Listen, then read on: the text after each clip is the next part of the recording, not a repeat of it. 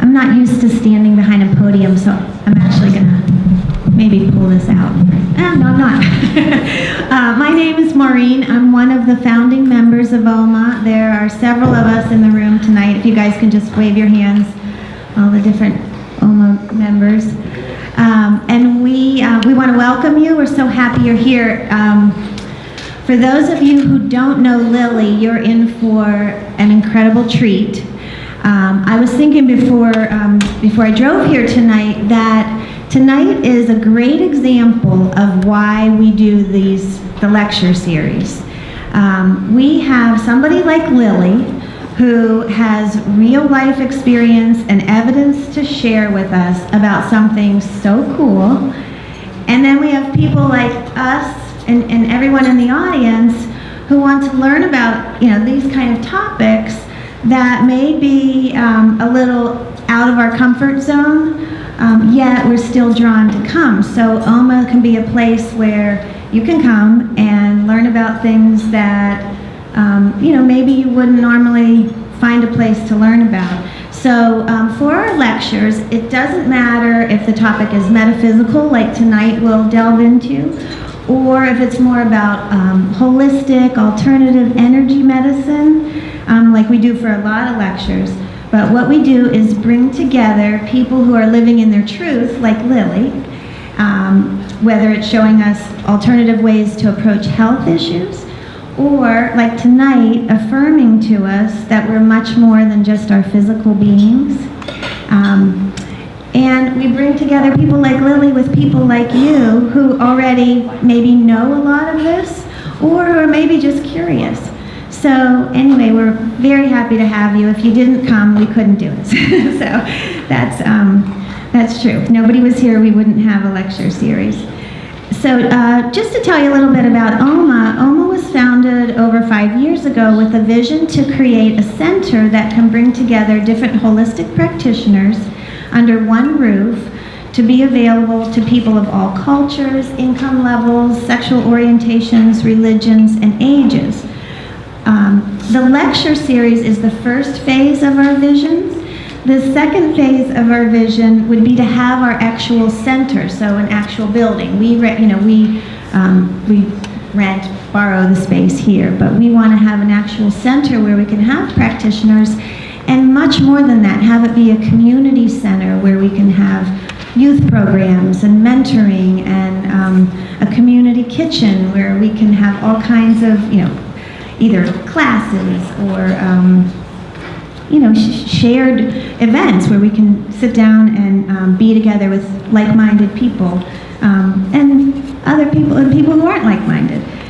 The third phase of OMA is for us to have a retreat center somewhere in the Pittsburgh area, probably more rural, but that is another part of the vision. So just we're starting to let people know about it, and if you or anyone that you know would like to help us achieve the vision, we're always accepting donations and sponsorships, and you can speak to any of us tonight, or you can go to our website and find out how to contact us.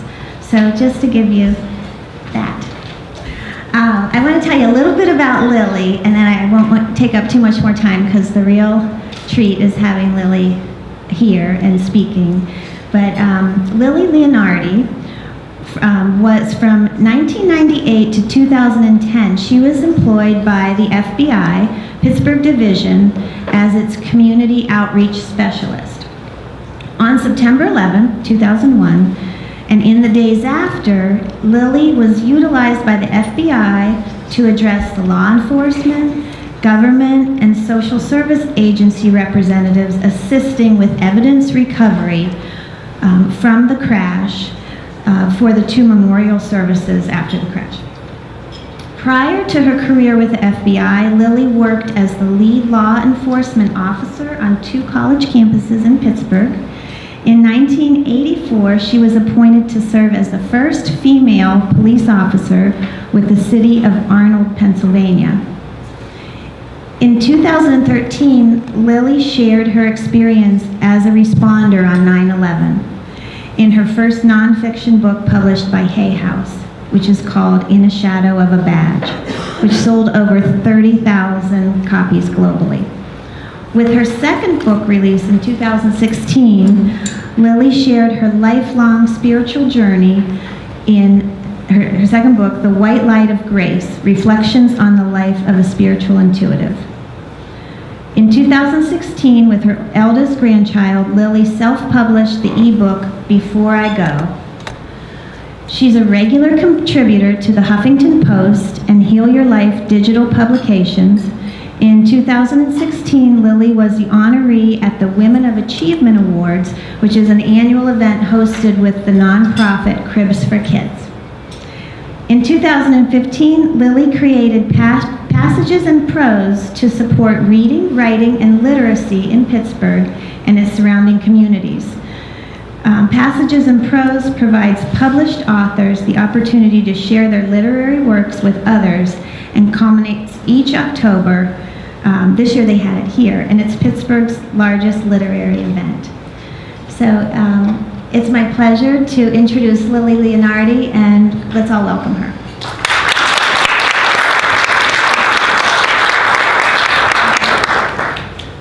Well, excuse me, I have to turn it on, right? Mm-hmm. All right. Okay. Then I don't have to stand here. Well, I guess it's good evening now. Can everybody hear me? I don't usually need more than this. Thank you, Marilyn, for the beautiful introduction. And Gail, I want to thank you for the opportunity to be here. And where'd Deb go? She went hiding? Yeah, she was just right there. I had to turn it up. Thank you for the invitation to be here. So I'd like to welcome everybody here. I had a whole thing figured out what we were going to talk about, and then my ear switched it up. So we are going to talk about awakening and when two worlds collide. But there's some other things. So everything Marilyn shared with you, that was my human container. That was all about what that human thought she wanted to do and why she was here. And the awakening that we'll talk about first has everything to do with 9/11. But I think it's important that you know a little bit of my background, because you're coming in and kind of hearing mid to later parts of life. And I think it's important because everybody has a story to share. And it's important to know what that genesis of that story is. And I always go back to what my family. Now, anybody, sometimes I get a little bit humorous, and sometimes I point to people and I ask. So I will also share that sometimes during the conversations, I'll hear things about people in my ear. So is everybody okay with if I share it? If it's too personal, the angels will tell me to tell you on the QT. Are you okay with that? So, yeah. They know I tend to, Deb knows me probably the most, and David back there, so they know I tend to just say kind of what I think. People call it losing filters. I call it running out of time. But really it's about the message to allow everybody to feel comfortable enough. So if you want to talk about anything or you have anything you want to say, I encourage that we share experiences, and at some point during the conversation, I will ask if someone would like to share their experience. So let me tell you personally, this is the personal, and then we'll fill in a couple blanks in the professional. So I was born in a family of 10 children. Obviously, Mom and Dad were Catholic. My mom said that if I'd have been born first, Catholic or no Catholic, there would have been no more children. So that'll tell you, it was a little bit of a Helligan. She also will say I came out of the womb kissing my dad and telling her where to go. She says that I'm in my 60s, so she says to this day it's still kind of the same thing, the oil in the water. They're both educators. My mom was a professor of music and theater. My father was a teacher of health and phys ed. And my mom only had 2 years of college when she married my father, like a lot of women, in her time and even today. And so after she had 10 of us, and there's only 11 and a half years in between the 10, so there's not a lot of, they were busy. They were real busy, And she went back to college when the youngest was 3. And Seton Hill College in Greensburg had the first programs for women, they called them adult learners, to come back and encourage homemakers and, to come in.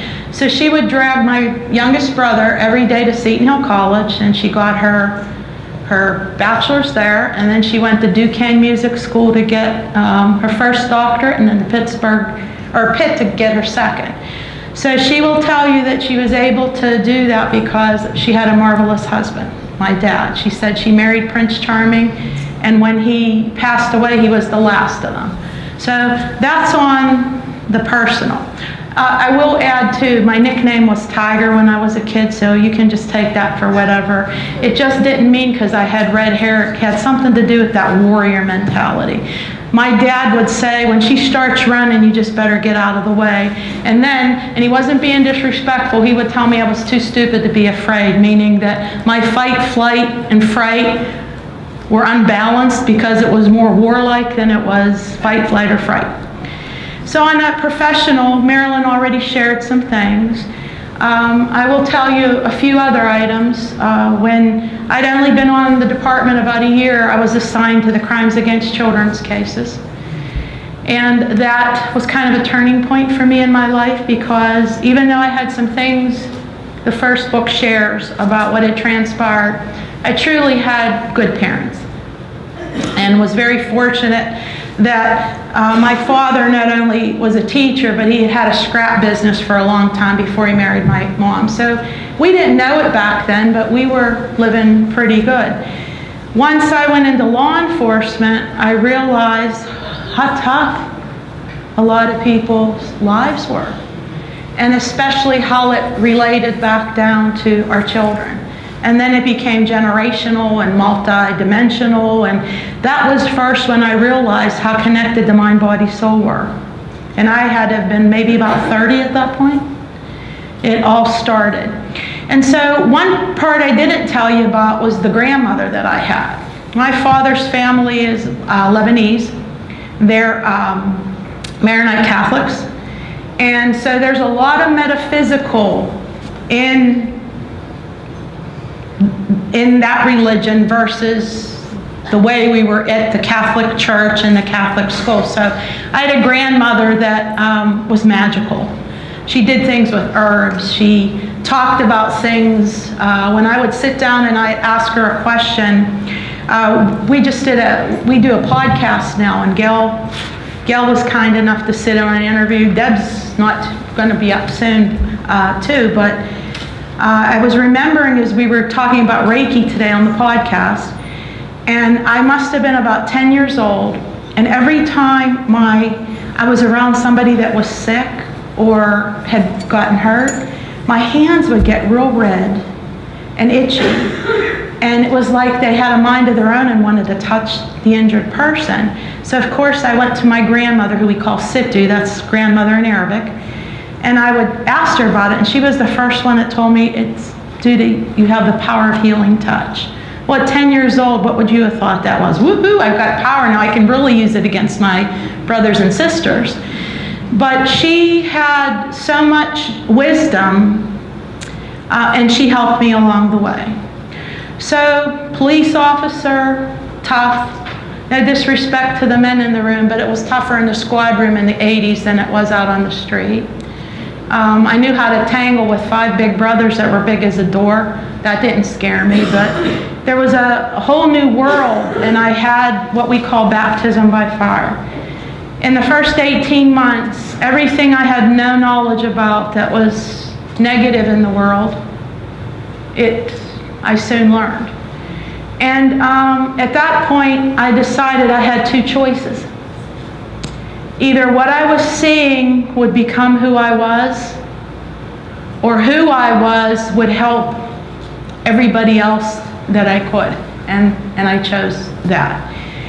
Not knowing, or maybe not wanting to know, what was really inside. I knew there was something. The guys on the department call me the Blue Witch, because I would predict. Blue because of the color of your uniform, and witch because I would tell them, uh-oh, it's coming.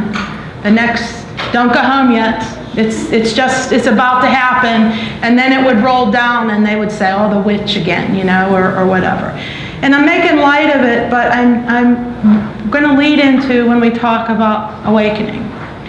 So all of this happens leading up to 9/11. I could see things. I could hear from the time I can remember. Smell. It all comes in all the sensations. I don't get something in one dimension. I get it like 4 all at once. So imagine working in that analytical world, having to be able to explain everything, and especially when you work for the Bureau. You know, you have to have like the answers. And then you have top secret clearance, so you're really not allowed to talk about anything. And when I meet somebody or talk to somebody, all of these dimensions come in at one time. So about the time of 9/11, I was moving through a phase of trying to deny more than accept, because I didn't fit in. Sometimes I was told I was too kind, sometimes I was told I was too tough for a woman, sometimes I was told, and so I tried to hide the most important part, which was my soul. So who remembers where they were on 9/11? Who wants to share? Come on, I'll pick on you if you don't. Well, since you turned your eyes away, I'm going to make you tell me. So stand up, tell us your name, and just share a little bit. So. My name is Melina. Gosh, I'll never forget that time. I was in my office at the time, was in Afghanistan, we have a construction business. And I received a call from a friend. Said, don't believe what's happening. And I couldn't believe it. Oh, thanks, Deb. I didn't even think about that. Okay, so I ran to the living room and I put the TV on and I was in complete shock. I'll never forget that day. I'll never forget that moment.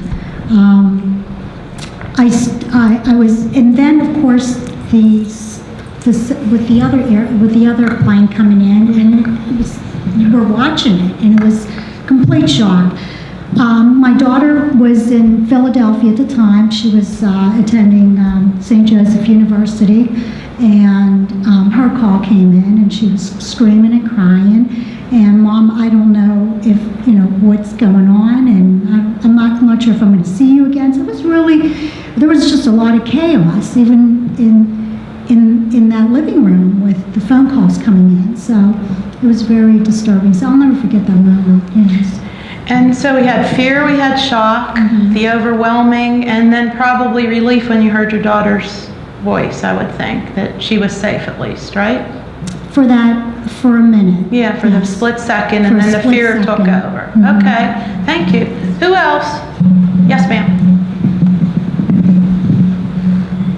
Thank you. Hi, my name is Anita. And I was at work in New Jersey, not here so we were actually closer to, and I remember coming into my office, turning my computer on, and then I left. I think I don't know, I left to go to the break room or something, and as I'm coming back, people were like, Anita, did you see what's going on? And I'm like, no, what are you talking about? And I go, and obviously that's what everybody had on their computer, and it was like, it was just surreal. It was very surreal, and you're looking at this, and it's like, is this really happening? And then my very, very first instinct after that is that I need to get to my kids. Like, I'm out, I don't know what's going on, but my kids, I'm here and my kids are somewhere else. So I need to get to my children. So I went and got my kids, and we went home. And then, I have family in Pittsburgh, so now I'm concerned about the plane, what's happening in Pittsburgh. I have family in DC, so now I'm concerned about people. So, but again, my very, very first instinct was, like, I don't care what, like, job, whatever, I'm out because I have to go get my kids. And my kids were scared to death. And so we have fear again, worried about the children. everything that everyone in this room that went through the experience will probably be able to share, okay? Thank you. One more, and then I'll pick you if you don't, right here, this lady right here. Yep. You can't look away, I came from 2 teachers. I'm the product of 2 teachers. You turn your eyes away, that's the kid that they picked on, so. Do you want to really hear what I thought? Yeah, go ahead. I was in Fox Chapel, Panera, selling jewelry to one of my clients. Okay. I was putting an ankle bracelet on her. And her husband texted her that there were airplanes crashing through in New York. And I wasn't upset and I wasn't afraid. And I said, it's just beginning. Well, I there said, you go. Yeah. I wasn't surprised. Mm-hmm. And I don't think it's near the end yet. Well, we're not gonna get into that tonight because there's things I can never talk about and we're not gonna do that tonight, but thank you. I think a lot of people that have already tapped into their intuitive knew that there was something about happening. All right, so you told yours, I'm gonna tell mine and then I'm gonna say why, because it was, and we'll backtrack from there with awakenings and how I see them in the metaphysical world. And I might even read a couple pieces from the book because it helps explain better. So, like you, I was at home, getting about to leave for work, went outside, bureau car wouldn't start. After some curse words, and I probably kicked the tire once or twice, I called the mechanic to let him know that it had broken down again, and because it has special equipment in it, you can't get jumped by AAA. You have to, I can't call my brother and say, will you come jump the car? And I knew it had to be the battery, not that I'm mechanical, but it had done the same thing a couple days before, and why they didn't put a new battery in, who knows. So I went back in the house and called my boss and said what was going on, and then I started to make some calls to cancel because public affairs was my job. So that was out of the office more than it was in the office. And I muted the television and Good Morning America was on. And so I spent a few minutes on the phone apologizing and turned the volume back on. And Diane Sawyer, the first tower had been struck and there was the inferno streaming out. And I thought, well, it's Tuesday. They don't usually show movie trailers till Friday. And I thought, geez. And as I was thinking that, she said, ABC News has just confirmed that a passenger plane has struck one of the towers. And because of my background, I knew instinctively, not the intuition part, but instinctively because of things that, your work and that, it couldn't have been an accident because it's a passenger plane. Had it been a single engine and maybe 2 people in the plane, you could see, because how many times have we heard, even JFK, John F. Kennedy Jr., he miscalculated in the night, and it's easy to get disoriented when you're in one of those planes. So I called the office, and they said everybody was on standby because they didn't know who was going to do what or what was going to happen. And so just like many of you started watching the series. We saw the second tower, and then we saw the Pentagon. And about that time, they shut down air traffic, and every plane had to land. In those initial moments, I don't know how many I'll remember, but there were 11 planes that weren't responding. So they were pretty fearful of what had happened. And in 90-minute time, it's the first in the history of the United States, they landed 5,000 planes successfully in the continental and the territories of U.S. And so then we hear about the plane. It's like what you're talking about, like with Pittsburgh.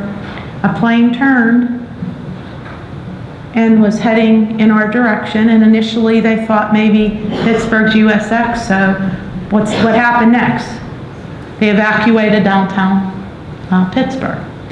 And so at that point, again, we were wearing pagers back then. We weren't very sophisticated, We were wearing pagers, and the pagers were going off like to call in. And about that time, we heard that the plane came down in a field, which now we call Shanksville. And I called again, I think it was like about the third time, and they said we were on standby for headquarters. And so, just so you know, the Pittsburgh division is second out of Washington field office when anything happens that relates to evidence recovery. At that time it was. So we knew we were second in line to go wherever. And I waited a few minutes. I got a call, and they were asking for volunteers to go to Flight 93. And I was of the mindset that my daughter was grown. I had my daughter very young in my life. I had my first grandchild. She was in kindergarten. And I thought, well, there's so many young people in the office, and at that point, we didn't know what if there was anything else coming. And so I thought, well, I've had a great life. I'm going, because these young people have babies, and I wasn't trying to be a hero. That's sort of that old thing my dad used to tell me, I was too stupid to be afraid.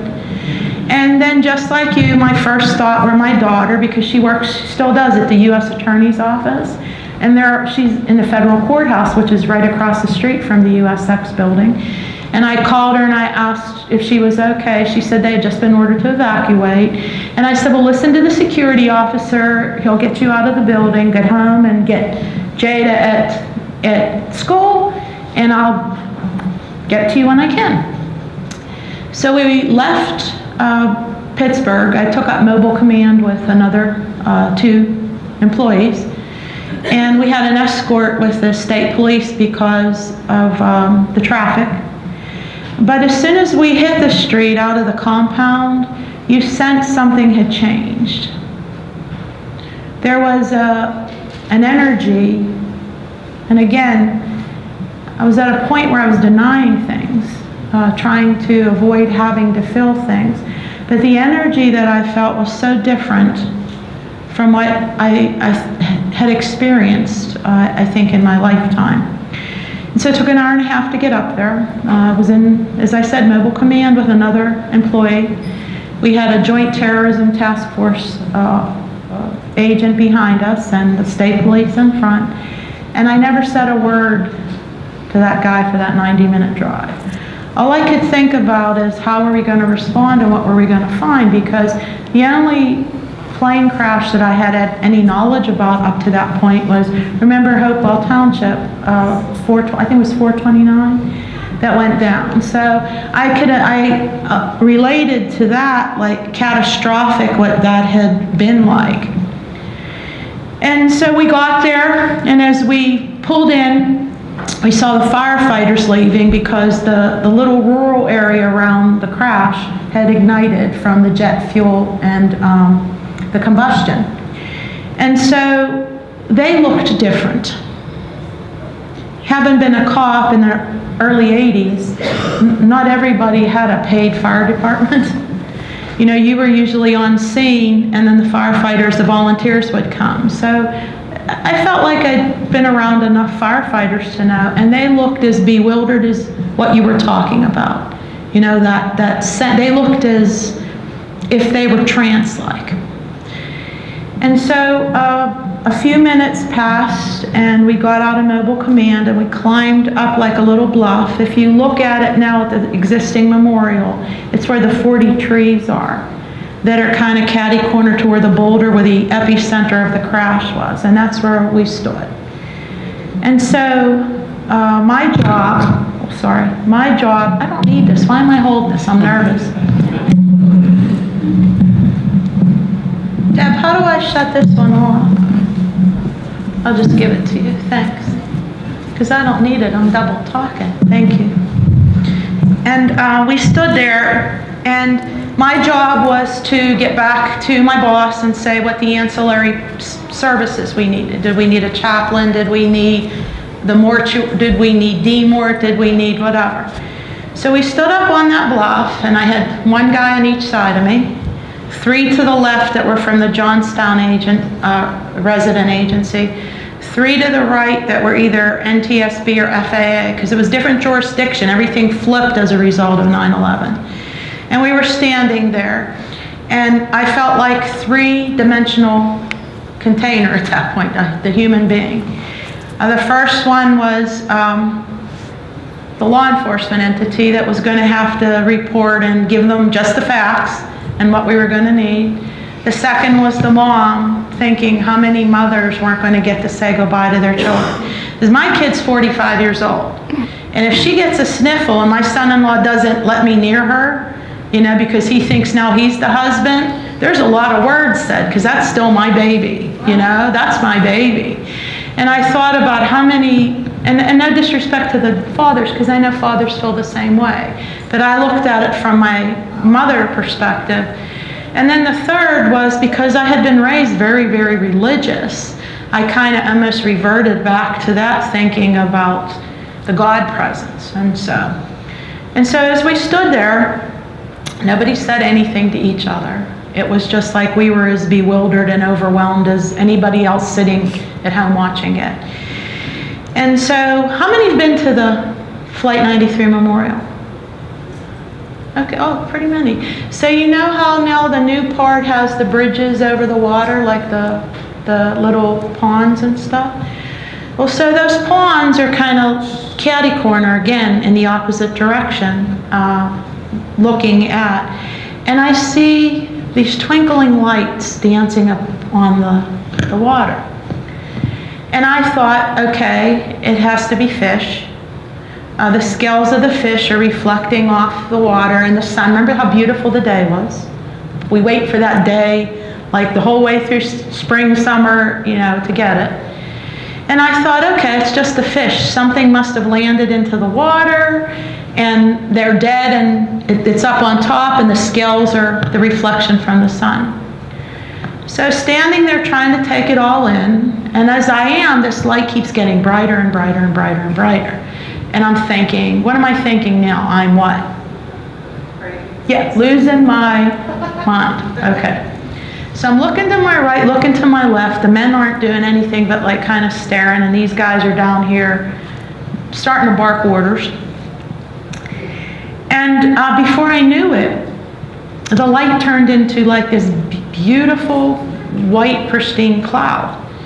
And now for sure I'm thinking, I've lost it, it's too much pressure, and I'm talking, not out loud, but to myself internally, saying, okay, God, okay, you sent me here, you want me to do, don't let me lose my mind. And it wasn't that nice. It wasn't that nice that I was talking. But there's a couple young people in the crowd, so we're going to keep it as nice as we can. So, and you can imagine, having been a cop, my language wasn't always that pristine like that cloud. So, again, standing there staring and talking to the Creator as I perceived Him and saying, please don't, this isn't the time, you know, whatever. So all of a sudden, the cloud opens, and I see what I call legion of angels the whole way around the perimeter of the crash site. Now, what are you thinking? What the? Would that be like the first thing that would come out of your? How many would have like thought? Even those that don't swear, if you're seeing that in front of you, what would you have said? And they were there. They were large, almost the same height as to where we are off that bluff. Absolutely beautiful. And the editor at Hay House said, can you be more descriptive? I said, there are no words in the English language that can accurately express the beauty of what was seen, what I observed, what I witnessed. But they were archangels, and I knew that from my Catholic school days, you know, because of their wings. There were male and female by appearance, every color of blonde and brown hair that you can imagine, and their skin tone looked to be of every color. And I like to think, because when you look at historically what happened that day, 93 cultures were affected just in the towers alone. 93 cultures. So to me, the Legion was representative of every one of those cultures that had perished in that tower. So I'm standing there, and I'm thinking, and I said to myself, God, if that's you, I need what do I need? The angels aren't enough. I need a sign. Okay? I need a sign. And I'm looking again and I'm thinking. And so about at that time, the guys to the right who had charge at that point ordered us off the field. They said, because I was there, I was in a black skirt, a white blouse, stockings and heels, and that was it. No hazmat, no nothing. And so the flames started to reignite on the forest a little bit too. So we're moving in the direction, still neither the men and I have said anything to anyone, each other. And we walk a little bit up and there's a suitcase on the ground. The suitcase is open and the content is spewed out, but it's only singed. And one of the men said, the suitcase made it, where are the people? And that was like the first thing that was said out loud. So I turned back to see if the angels were there, and they were. And I said again, God, if that's you, I need a sign. So we walked a little bit more. And now keep in mind, in a forest when there's a fire, the animals run away from it, people run to it. So there wasn't a tweeting bird, there wasn't a squirrel, there wasn't a chipmunk to be seen anywhere. And so we walk up again to a little bit, and there's a Bible laying on the ground. And it was closed. And one of the guys, it was singed, and it's marked in evidence, just so you know. It's been marked in evidence. So I turned around for the third time, and I said, God, if that's you, I need a sign. All of a sudden, the wind came in. It blew that Bible open to Psalm 23, the Lord is my shepherd. And this big brown hawk took up off the ground. And having been raised Catholic, I thought I better shut my mouth because the lightning bolt's like right behind it, okay? And so I looked back and they were gone. And so what did I do next?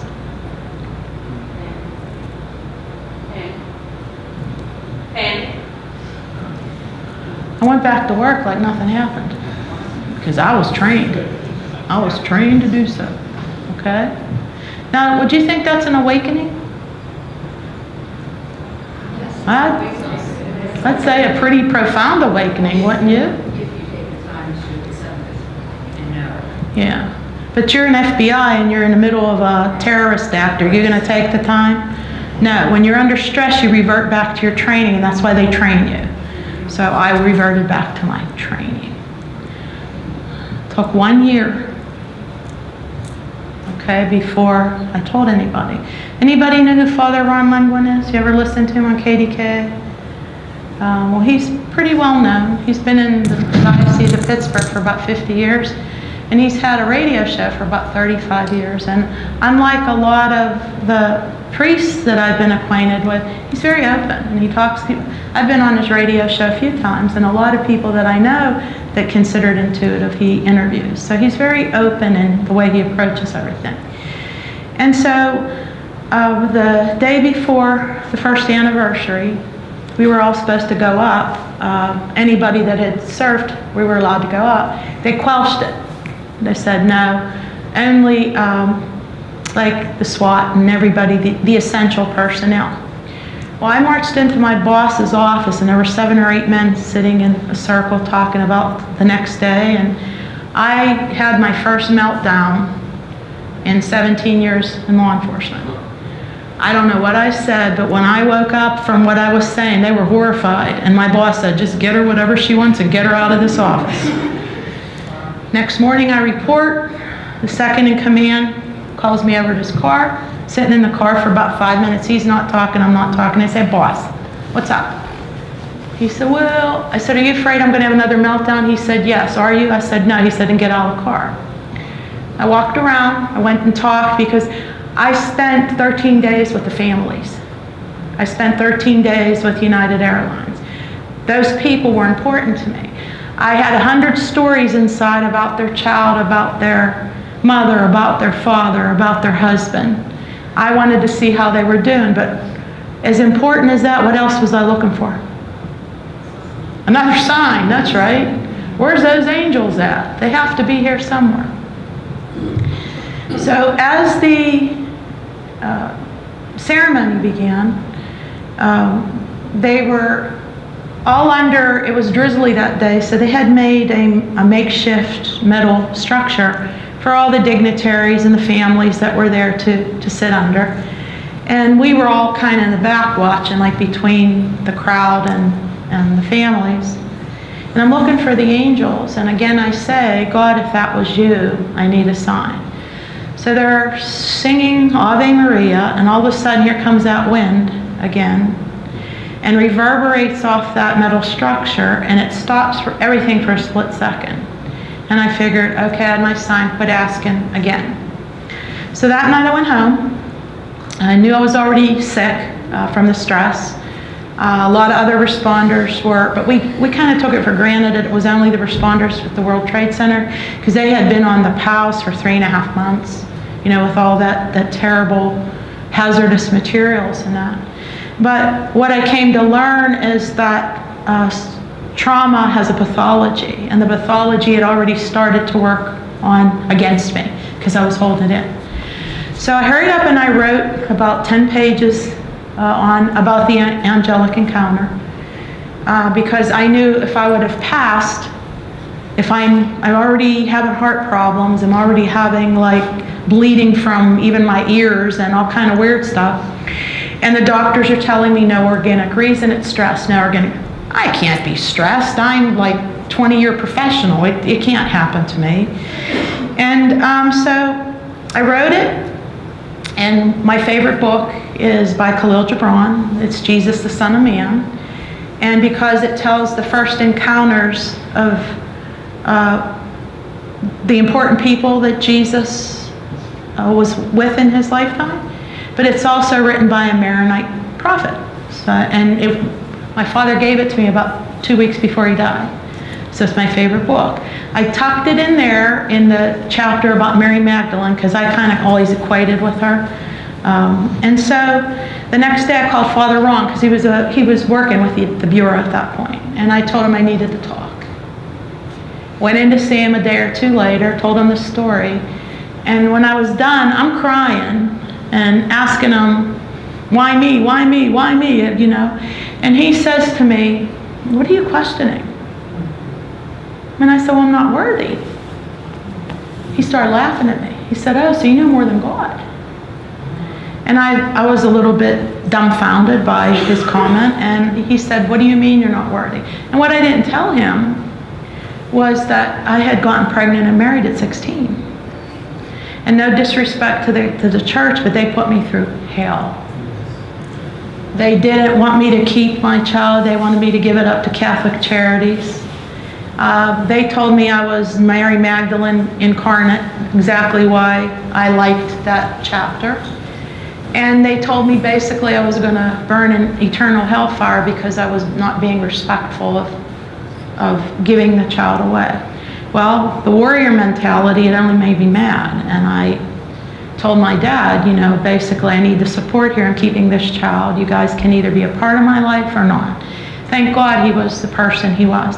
So I'm sharing this with Father, and I'm babbling, and it's just pouring out. And he says to me, so do you remember who Jesus picked for his disciples? And I'm thinking, oh great, a catechism exam in the middle of like my grief, you know?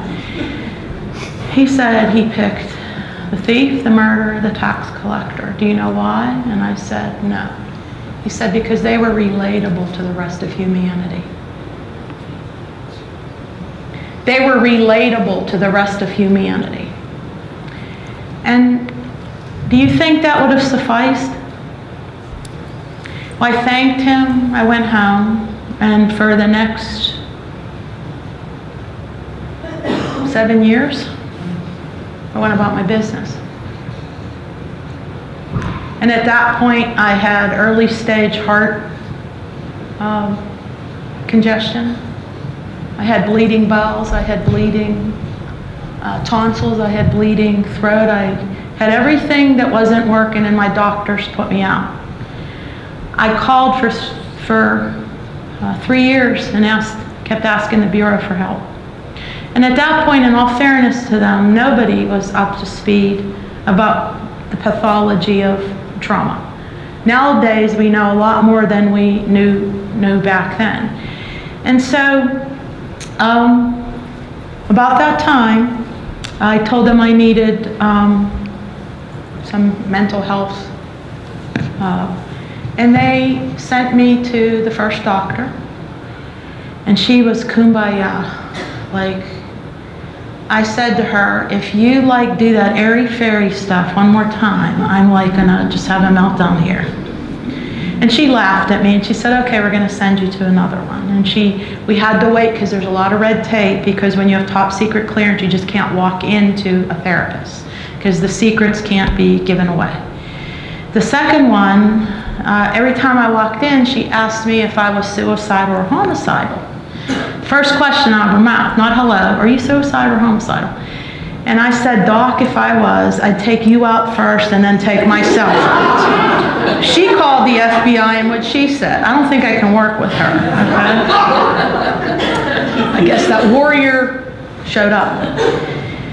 And so I waited again, and finally they gave me a name, because they only allowed for you to have EMDR. It was the only, because EMDR was designed for military, for tough guys, tough women, military, and they only used that on military and law enforcement at that point. Now they use EMDR on trauma of any kind, right, Gil? Any kind. So she didn't want to have anything to do with the federal government. So I called her a couple times, and I kept being a pest because something inside me said, here's going to be a good connection. And so she took my call. She said, come in, we'll talk, we'll interview each other and see if we can do this. So again, whatever transpired, that big mouth, that just spewing and spewing and spewing and spewing. When I was done, she's sitting there smiling at me, and I'm thinking, what is it about these smiles, She said, if I tell you I've been collecting angel statues since I was 12, do you think we can work together? All right, so long-winded story, but we're almost there. So we begin the first 3 months. It's July of 2008. She starts doing the EMDR. And if you want to understand the scientific aspect of it, just look it up. But basically, when you have trauma, the left brain remembers, the right brain remembers, and because there's so much congestion and confusion, it reverts to the amygdala, the fight, flight, and fright. And that's kind of where you live, because you can get paranoid, you can get, the flashbacks, everything can happen. And Gail's a psychotherapist, so she can give you more technical details at another day. But that's what I was like, the flashbacks, the everything. So the first EMDR, for the first 3 months, everything came out that would relate to the trauma. What you saw in the trees, most of what was left of humanity was in the trees. And so the gore and everything that related, the stories from the families, the Japanese mother that I never heard her cry, and I hope I never hear. It was a howl of when she had this impression that her son, 19-year-old son, had parachuted out of the plane and was somewhere alive on the Flight 93 site. And so all of that was stuffed in. And first 3 months purging. And she audio tapes, even to this day. When I need to get rebooted, she audio tapes.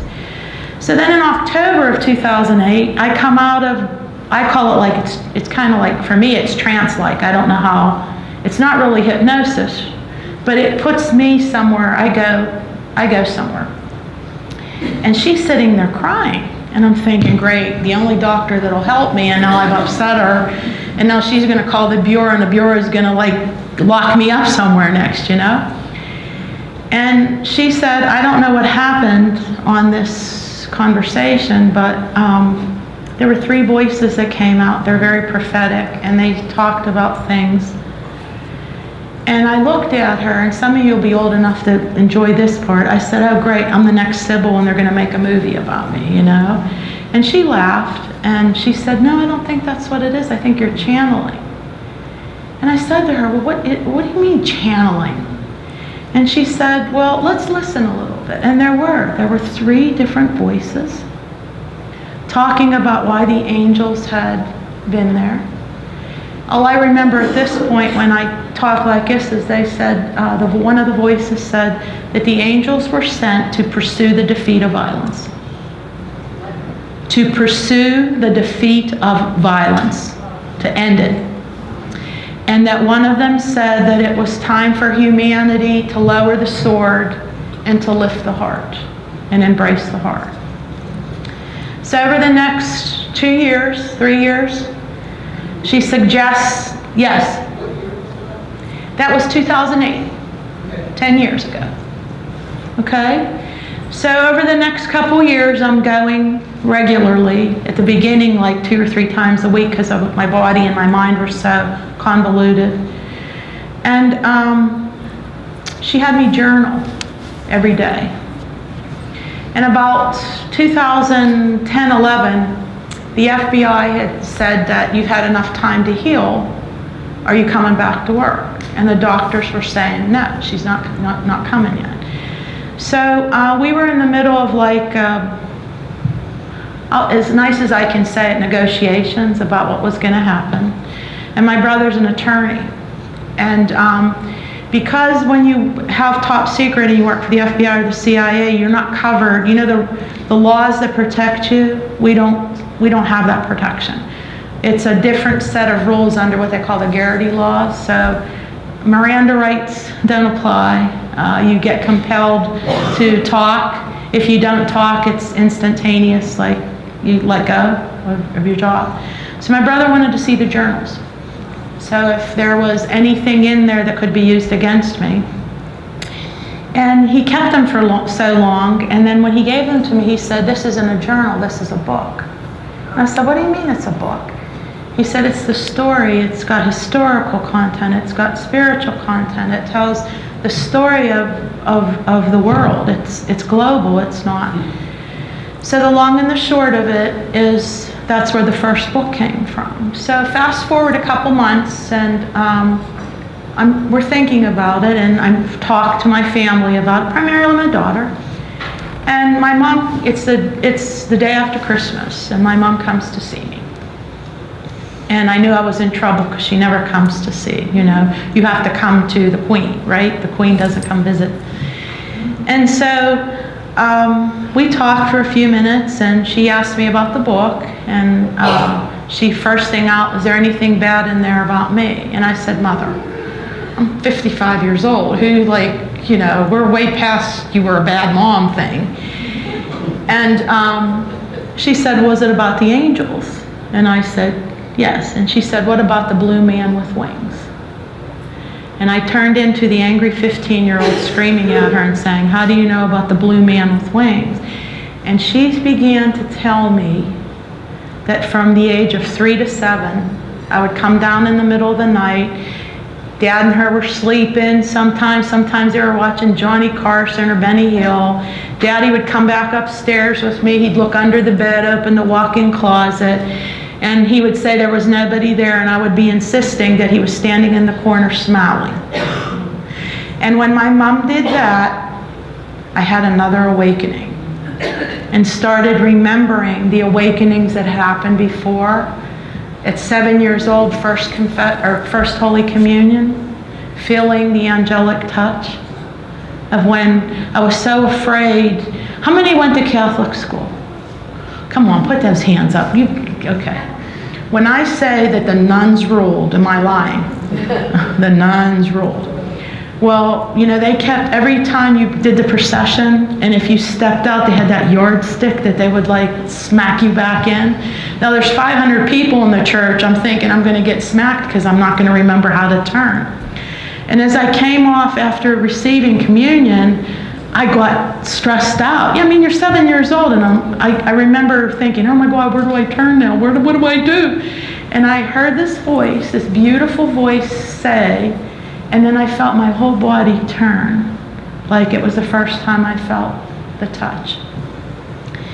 So my mom, all of this is flooding back, like my mind opened up and it connected with my soul and my heart, just like my daddy always told me when we were little, when your heart, your mind, and your soul meet and they connect as one, that's when life's really going to begin.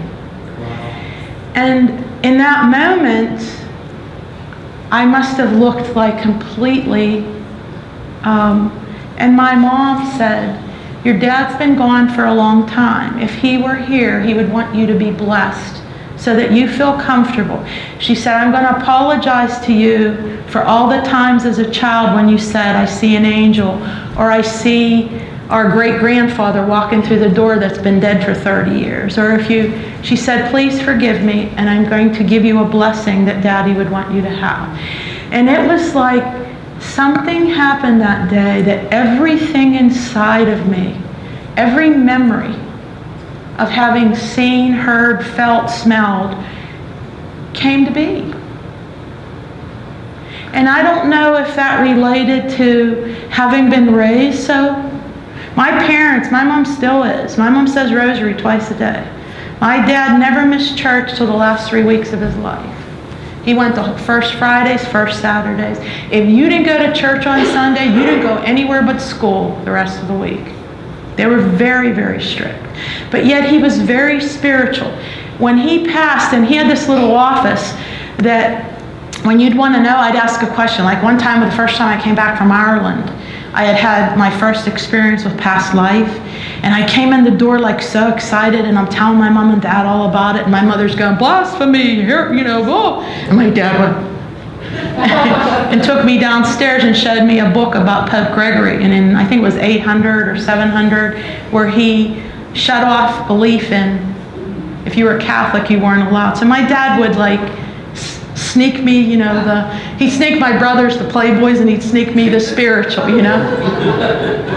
And so when I look at awakening and think about how those worlds collided, like so dramatically on 9/11, but think about being a child and waking up in the middle of the night and seeing the cobalt light and this beautiful man with wings, and they collided. And it took me 50-some years of life to accept that the two worlds existed and didn't have to collide. To allow yourself to be, it took me till 55 years old to be comfortable with something I had been talking about for over 50 years to my family. So the awakenings, when we talk about it, it doesn't have to be one time. What I will tell you is each time was more profound, and I felt more like my authentic self. And so I did an interview not too long ago, and I don't remember the exact question. I remember because it resonated with me. I said that when my actions and my behaviors have now mirrored the internal structure of my soul, and I find myself to be the happiest that I've ever been. I don't care what anybody thinks about me. If one of my family members says you're weird, I say, well, I like being weird. I've been weird all my life. What's the news? But I also say to them, if you don't feed me, you don't pay my bills, you don't take care of me when I'm sick, I really don't need you to be here if you can't be supportive. I've lost a couple family members in the last few years doing that, but I want, at this part of my life, when you get to a certain age, and like I said, I'm in my 60s, you start to understand that the time that's left is short. And it's important for me to speak my truth. And those that choose to accept it, that's their business. Those that don't, that's their business. I'm not here to make anyone else believe. I'm just here to deliver a message and give testimony of what. I have lived a wonderful life. But it's been a tough life to give testimony. I sat in on like I talked about, there's different roles. I had to sit in with 2 investigators that were talking about things, and one of them said, "You don't have to be afraid." I said, "I'm not afraid of you." I said, "I'm afraid of my 2 fathers." And he looked at me, he said, "What do you mean?" I said, "I'm afraid of how I perceive my Creator. And my earthly father that's up there, how I perceive it." I said, "God might forgive me, but if I don't bear testimony the way I should, my father will tell him to kick her rear end back down. She didn't learn." I have to be myself at this point. I have to be allowed. I give myself permission to talk about everything that's taken this journey, the multiple awakenings, and each time. Think about being a 3-year-old kid and coming down and telling your parents the blue man with wings is in the room. I can remember sitting in rooms and hearing high-pitched voices and like choirs of what sounded like angels. And then being in a classroom and being told I was unattentive, and so many things that could have swayed and for a long time did. But at this point in my life, the most important thing for me is to share the message as often as you can, and speak the truth with as many people as you can, because the human container life is short, the soul's everlasting. And I would much rather connect with your soul than your humanity. I worked for 25 years. I saw the inhumanity of humanity. I can tell you hundreds of stories of times people were terrible. But I don't want to think about that. I want to share about the times that we connect. The time,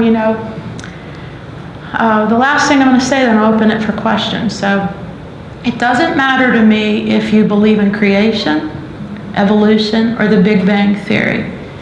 Just think about one concept. 2 organisms created a 3rd.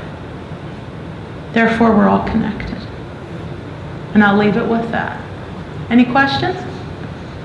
There's always one brave person that'll say something first. Comment. Yes, ma'am. You know what? Wait. I actually went to the library and I got your book and I read it. Oh, okay. I have to tell you, I really like the fact that you talk about, even though it was 13 days and I don't know what else was involved. Can people hear me? Okay. That you were talking about the 13 days. I'm really happy you put in the book all about the post-traumatic stress syndrome. That even just those amount of days can cause that kind of stress within yourself. It only takes a moment. You don't have to be there for 13 days.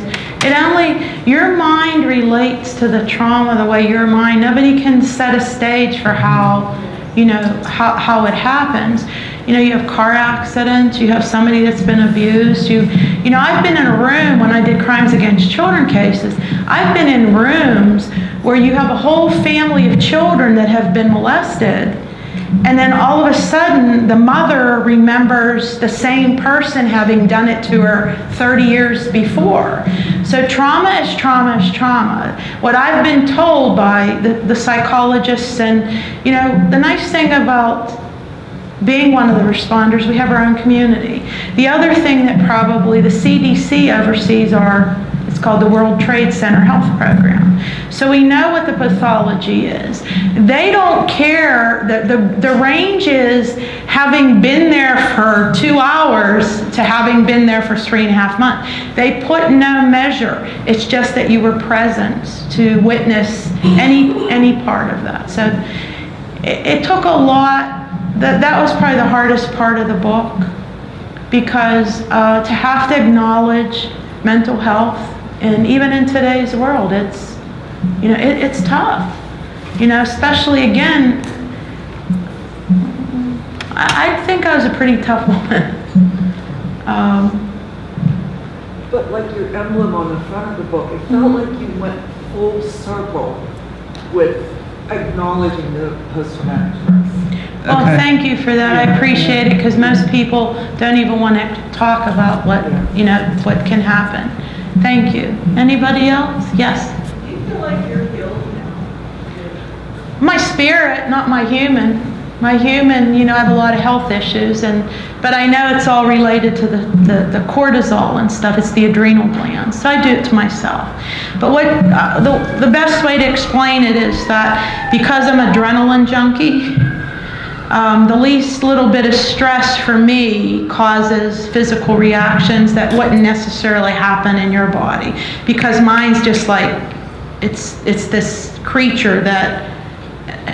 The stress is just different for me. I meditate, I do everything, but there's things that'll set it off. I have a son-in-law that's been sick for 9 months now, and he's having his 4th surgery tomorrow. And I've been helping with 2 households. My daughter and her husband have 4 kids, and I've been doing 2 households now for the last 3 months because he got kind of immobilized with the last surgery. It's been pretty stressful, so my spirit's still okay, like it's that kumbaya, but my body, like I'm having a tough time. And that was all brought on after? Well, yeah, I never had any issues with mental health. That I was aware of. I mean, when I think back, I was probably a hyperactive child, but no, never. That's why they said that I've become back to a balance, because I started with balance. I don't think I'm balanced, but the doctors. When I see other responders and I'm in a room with them, I think, oh, thank you, God, I am okay. Because there's a lot of difference. But what they've explained to me is if you already had issues and then you come in. So I'm lucky. I've been blessed, And I don't say this lightly. If I pass tomorrow, I've had a great. And my dad used to say a prayer that I pray now every morning. He used to get on his knees and he would say, "Dear God, thank you for another beautiful day. If it is my day to live, then let me live with great fervor. If it is my day to die, then please welcome me home into your loving arms. And please, dear God, let those loved ones that have passed before me meet me at heaven's gate. I thank you for all things great and small." It's the first thing I do in the morning, because I understand it now. I understand what he was talking about. So, who else? Yes, ma'am. I don't think they can hear you. I read in your description, I think on the OMA website, that you referenced a dark night of the soul. I've had 2 experiences in my life with the dark night of the soul, so I was wondering if you could share that a little bit. Well, for me, it was the battle of dark over light. And it happened, and I describe it in the book about how when we came onto that site, you could feel the darkness. And I think that's what the looks on the firefighters' faces were. That you could almost feel the heaviness of the universal energy. It was just like almost pressing down on you. And so, again, walk into my world for a minute and then we'll walk into yours about the dark nights of the soul. But here I had a pretty good life, financially, professionally. I had a nice high-paying job. Everything was from my human perspective, I was living pretty good. And then I see something that should have been profound and illuminating that put my human into a dark night of the soul. And so there was one particular night. Does anybody know who Salvador Dali is? Okay, was a painter. Salvador Dali. There's a painting, it's called The Return of Ulysses, because if you know who he is, he painted a lot of angels. He liked to draw angels. But Return to Ulysses is the best way I can describe it, and that may help you because I'm a visual person. But what it is, it's the ground with the darkness, and the angels arrive, and it's lifting it up into heaven. That's kind of what happened to me one night. I returned spiritually to the site, and I saw it in a different dimension, and that how the darkness was there, and all of a sudden the angels arrived to illuminate. Because the saying, religious and spiritually, the light always comes after the dark, or the dark, the light will come. So for me, it was very profound in that remembering more that what was there when I arrived, and knowing that's when the angels had come to take the darkness. I went back to the site with a few troopers that I had served with. I'm trying to think, maybe almost 3 years. And it was the first time that I walked the bridge that was over the water. When we walked over it, I got physically ill. One of the troopers' wife is an ER nurse. She had to sit me down. I was and I realized, again, it was the feeling that the darkness, that the sense. So to me, I think it's the merging of the illumination, where finally I decided I was going to live in the light, and I couldn't do anything about what had happened or what the dark. But it was a pretty scary night. But it changed everything for me. It was another awakening, but kind of scary in the fact that I saw what I perceive as what dark would look like, or people in religious circles might call the devil, or that was the first time. And I've seen it in human eyes. When you interview a person that's molested 100 kids, you see it in their eyes. But I never saw it with every sense. And that night I did. So it helped to know that the light came after that. Am I helping you? Okay. Yes? I've come to realize that I question really what angels are. What is your understanding of what angels are? What angels are? Well, I've spent the last 10 years researching. And what I've come to know is that this is the easiest way. Every major religion in the world, every major religion, so keep that in mind, has 3 predominant factors. A God presence, whatever they call he or she. They have rules, laws to govern. We call, commandments in Christianity. And winged messengers.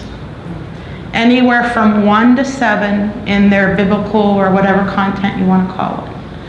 So in traveling around the United States, the first question I usually ask in the room is, well, let's just do it. How many believe in angels? Put your hands up. I'm not sure what they are, but I believe it. Put them up high. All right, look around the room. What's that percentage? It averages 90 to 98% of the people in the room, whether it's this size. I've been in a unity church with about 500 people in it, the same thing. And the last research they've done in 2016, 87% of the American public believe in a God presence, call it different names, and also the existence of angels. So I think from what I've been told by listening or seeing is that they're here to guard, protect, heal, and manifest dreams. They were, if you look at Christian doctrine, to serve as intermediaries between heaven and earth, the God that we see. And because the problem is and again, I was raised not to bother God. When I was 12 years old, I wanted a bike.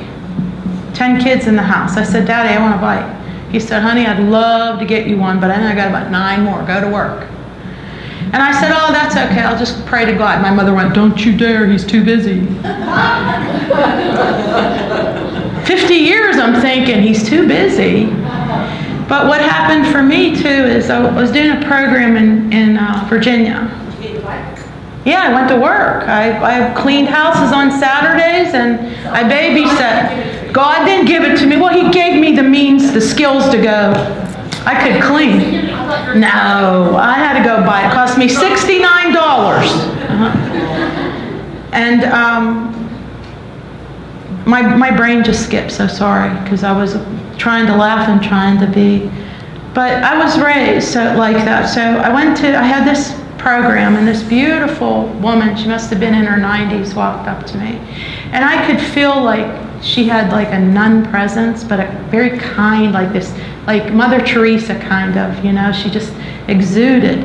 And she said to me, I've been compelled to tell you a little bit of information, and I want to share it with you right now, and I want you to remember it till the day you die. She said, because I think you're confused about religion and spirituality.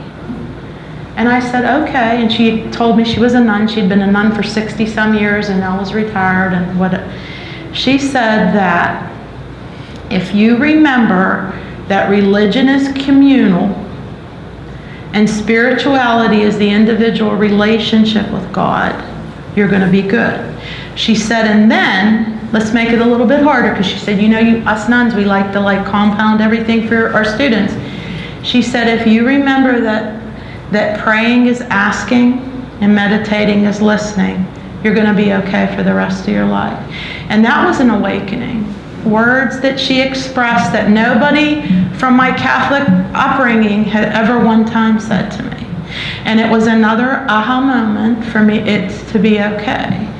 So I don't know if I've answered, but if you know, you can look at different religions online and you can see how everything, it's all, the names may be different. And if you look to the Metropolitan Museum in New York City, has the oldest visual piece of art.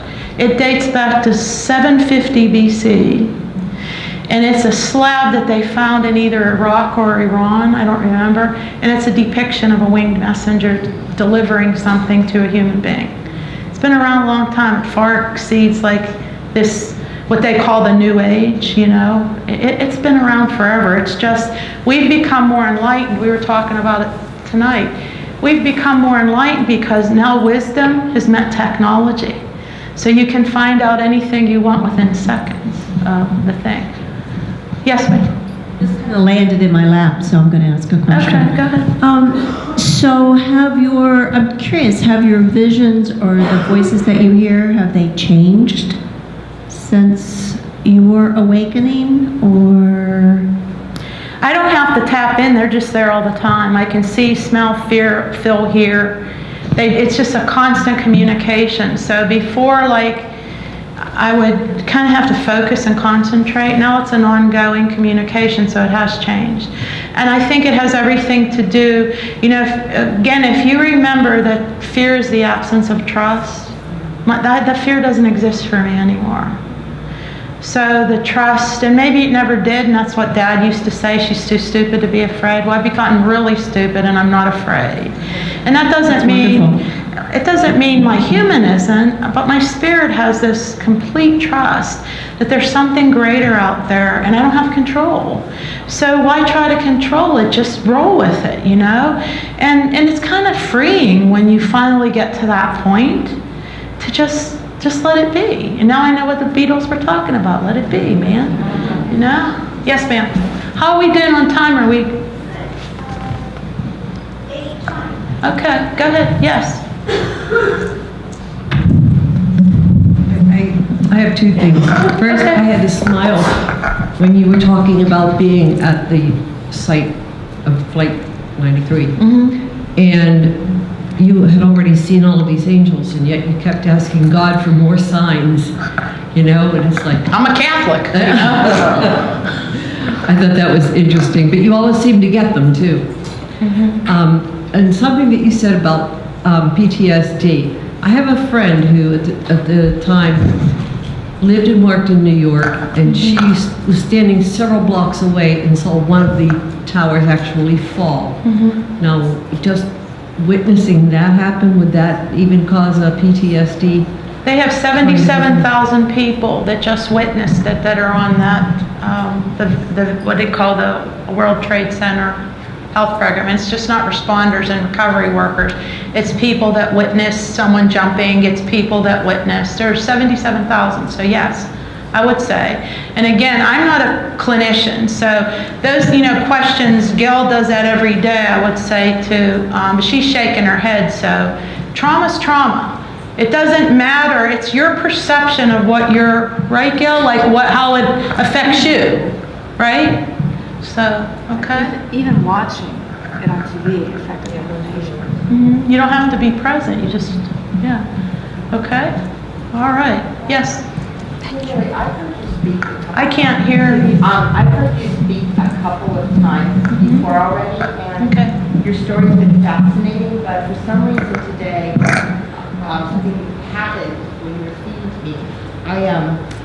I had a similar, when I was 4, I had a visit in the darkness, and nobody's ever believed me. They'd say I was imagining it, or I was dreaming. You'll read about it shortly.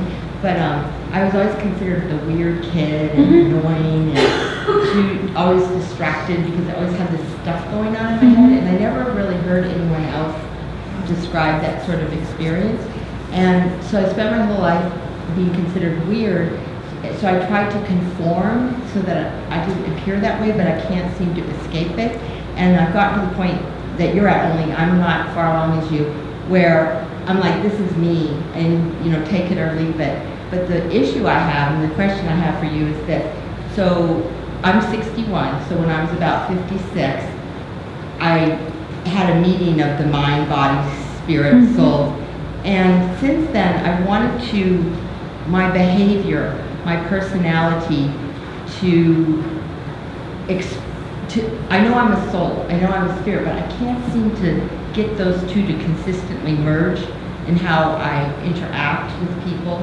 So I'm wondering, I meditate, probably not as much as I should, and I do a lot of spiritual things, but I can't seem to bring those two together in a way that I feel authentic. So I'm wondering what you did, or how you did it, or how you came to the point where you could more consistently do that. I think it's just a matter of surrendering, of letting go, like the preconception of who you are. And maybe it's a lot easier for me because, I've been divorced since my daughter was 10. And I've lived by myself now that she's been married for almost 20 years. So there's a lot of more quiet, time.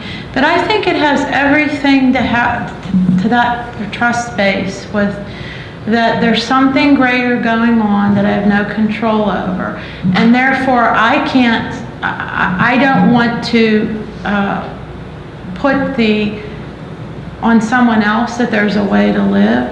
And so I just kind of, people that know me might say I've always been kind of strong, but think about when I'm saying I didn't tell anybody anything for a year, and then I didn't tell anybody again anything for another how many years.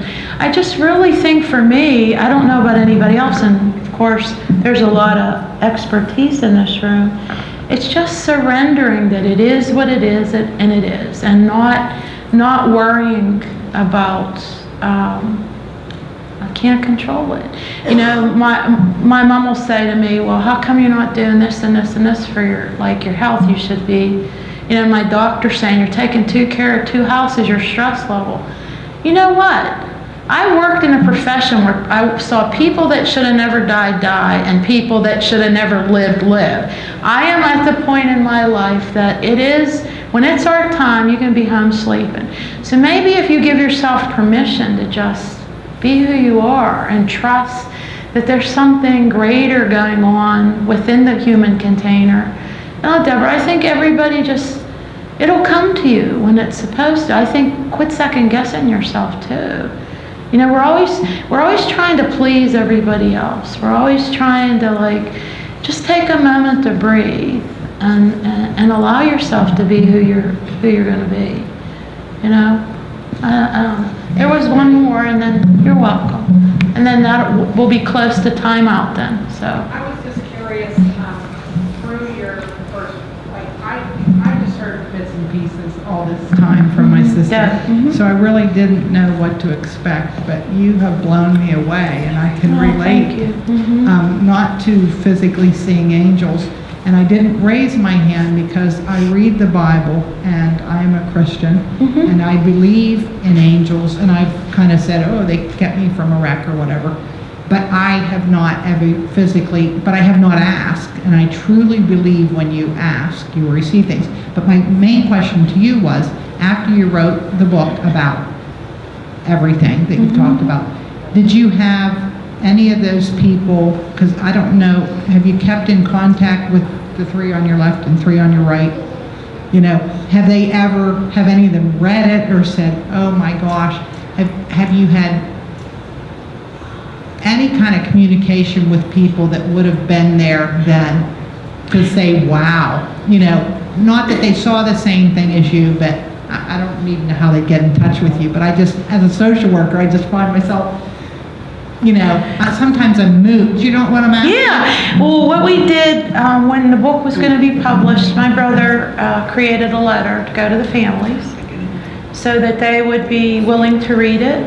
I didn't want anybody to be re-traumatized. Only one family read it, and they said that it gave them great comfort. As for the responders, the FBI doesn't work like that. And but again, in all fairness to them, I belong to like groups that we all get together, and right now a book I've been working on for the last 2 years is about the spirituality. I call it Tainted Souls While I Grieve, I Hope. I believe, and you come to a lecture, so, and somebody else, if they haven't already, they'll talk about it, but how that if you carry the weight of that grief, we're sick. And you'd asked, I still carry some grief, obviously, because my health should be a lot better. But the other thing is like the agencies, they didn't understand it. Now it's law. It's called the Zadroga Act. So they understand that it wasn't, I was the first one from the Bureau to say I'm sick. Well, of course, they're going to fight it because they're self-insured. In New York City, under the Zadroga Act, he was a detective sergeant. He was only 30-some years old, and he died from the cancers. They denied it. It took a congressional ruling to say, no, these responders have done. So it's not the same kind, but we have this ability now to communicate with each other and know. Back then, again, in all fairness, it was the first on the spectrum, and we're more enlightened at this point. So thank you very much. Thanks again, Gail, for inviting me, and Deb. And thank you for coming, and I appreciate your intent listening, and I hope to see you again soon. Thanks, Lily. So I hope you all enjoyed that and feel enlightened and even hopeful about being able to connect ourselves with our angels. So Lily, thank you so much. And then you all know Lily's website, LillieLeonardi.com. Okay. And you talked about your podcasts. So if you go on your website, you can find out. It's called Intuit, or do you Intuit? If you go on to Are you into my website, you just hit podcast up in the headers, Yeah. and take you right to it. Right, and there are 4 up there right now, I think. 3, 4 one's pen. Oh, okay. All right, and Gail's one of them. So, yeah, if you have a chance to check that out. And then just to tell you what we have coming up next in February. So we try to do our lectures the first Thursday and the third Thursday of the month.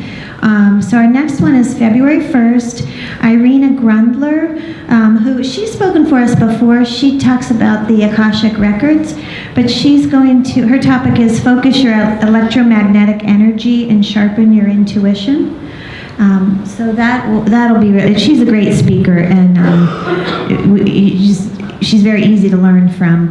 And then 2 weeks after that, we have, so it's February 15th, we have Matthew Flick, and so you were talking about meditation, and I love that you said that about prayer is asking and meditation is listening, because I feel like if everybody could learn that as a kid, It would be so helpful.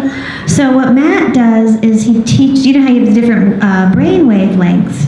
So one of the states of meditation is to get into the alpha wavelength, and Matt teaches a technique how to get into that wavelength quickly.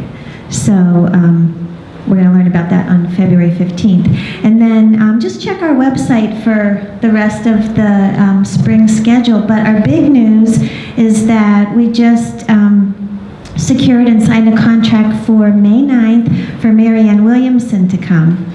And so she's coming to OMA, and we're going to have it here.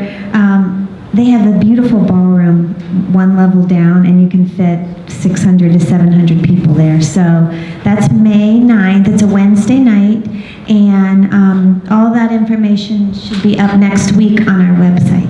So there's lots of opportunity. Well, ticket sales will be up. There's going to be a VIP reception if you're interested in that, and then sponsorships, because being able to bring in an internationally known speaker is really going to help OMA get visibility, so that people can really start to know what we do. And then that event, bringing in the ticket sales from that event and the sponsorships, are really going to open the door for OMA to start doing more of all of this. So if you can support it, we'd love it. And thank you for being here tonight. So, okay, good night.